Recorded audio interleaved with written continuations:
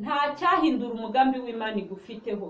We kugira ubwoba, nubwo waba umaze igihe kirekire uryamye, nubwo waba umaze igihe kirekire ku kidendezi, nta cyahindura umugambi w'Imana. Tugiye gusenga Imana mu izina rya Yesu Kristo, inzira y'Imana iboneka. Haleluya. Shalom shalom, amahoro y'Imana bane natwe.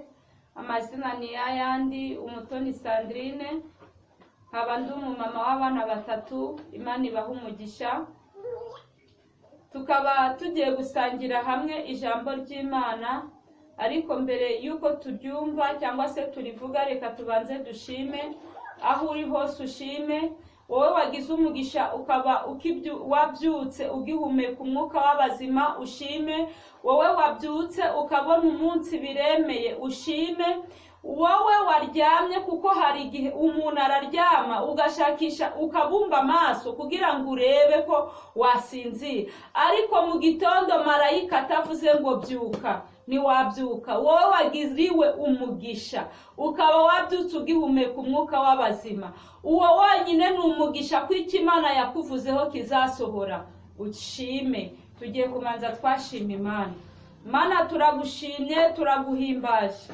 Waturinze, wabanye natwe, watugiriye neza, twebwe abo wacunguje amaraso yawe.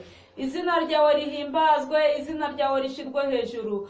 Kristo, tugiye kumva ijambo ryawe, ntirice mu gutwi kumwe ngo rihinguke mu kundi, ahubwo rishinga imizi mu mitima yacu, mu izina rya Yesu Kristo, amena. Reka twumve ijambo ry'Imana. Turasanga muri Yesaya 14 umurongo waho wa 24. Umutwe w'amagambo uravuga ngo Uwiteka aburira Ashuri ni Bufilisitiya.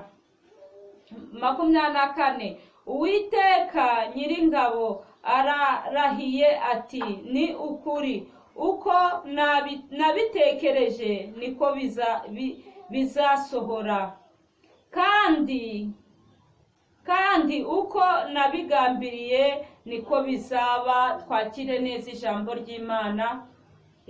Hano ijambo ry'Imana riratubwiye ngo uko yabitekereje niko bizasohora, uko yabigambiriye niko bizaba. Haleluya. Nta murozi ufite ijambo rya nyuma ku buzima bwawe, kuko ijambo ry'Imana riravuze ngo uko yabitekereje niko bizaba, uko yabigambiriye niko bizaba. Nta kintu cyose cyahindura umugambi w'Imana ku buzima bwawe. Umurozi ntiyawuhindura, ufite amafaranga ntiyawuhindura, nta muntu warwanya umugisha wawe cyangwa se ngo afunge umugisha wawe kugira ngo utakugeraho. Nta muntu wahindura icyo Imana yakugambiriyeho. Naho nafunga kugira umugisha wawe utakugeraho, no muri kostra cyangwa mu bumori uracama ariko ukugeraho, kubera ko Imana yabiteguye kandi yabipanze. Nta cyahindura umugambi w'Imana igufiteho. We kugira ubwoba, nubwo waba umaze igihe kirekire uryamye, nubwo waba umaze igihe kirekire ku kidendezi, nta cyahindura umugambi w'Imana ku buzima bwawe. Imana itugirire neza. Aho Yesu ageze bijya bishoboka. Ushobora kugira amafaranga, ukagira amafaranga menshi cyane ntugire amahoro. Ushobora kugira amafaranga, ukagira amafaranga ukagura ibiryo byiza ntibiguhe appetite, ukagura uburiri bwiza ntibuguheshe ibitotsi, ariko iyo ufite Kristo uraryama ukizigura. Haleluya. Umuririmbyi w'109 araririmba ngo niseguje amaboko ya Kristo. Abandi bararana abazamu, abandi bakararana imbwa mu bipangu, ngo kugira umujura naza ngo ariko twe dufite Kristo turaryama tukizigura, kubera ko hari tureberera ku manywa na nijoro, kubera ko hari umugabo ukomeye twiringiye. Ibyo byose ntago tubyiringira, kubera ko dufite Kristo. Twakire neza ijambo ry'Imana. Tugiye gusenga Imana.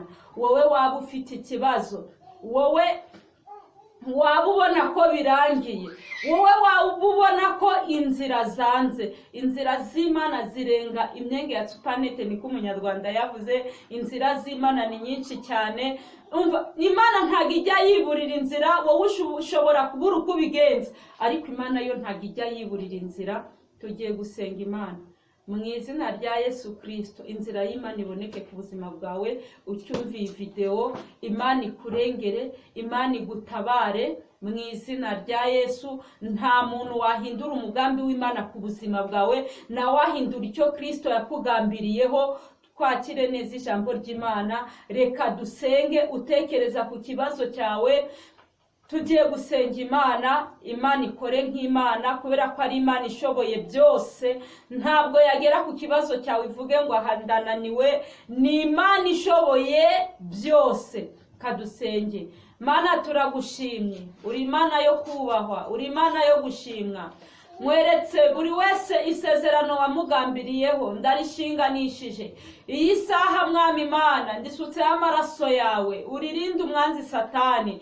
Ndagusabye icyo wasezeranyije umuntu wawe, icyo wamugambiriyeho gisohore ku buzima bwe mu izina rya Yesu Kristo. Udafite amahoro reka umuhe amahoro. Ndakwinginze wigaragaze mu buryo bwose. Udafite urubyaro umuhe kubyara mu izina rya Yesu, kuko ufite ububasha n'ubushobozi. Ufite ikibazo cy'amadeni wishyure, kuko ushoboye kwishyura mu izina rya Yesu Kristo wa Nazareti. Ndagusabye witamurure dayimoni w'inzozi mbi, ndatwika ndakongora dayimoni uteza abantu kwibagirwa inzozi, dayimoni w'inzozi z'imiruho, izo zose ndajugunya mu nyanja twakwibagirana. Ndagusabye urengera ubwoko bwawe, ndagusabye urengera abantu bawe impande enye z'isi. Dutabare, kubera ko turaremerewe, kubera ko turarushe mu izina rya Yesu. Nzi ko hari icyo uri bukore. Akibona iyi video, nzi ko urihesha icyubahiro mu izina rya Yesu Kristo. Amen.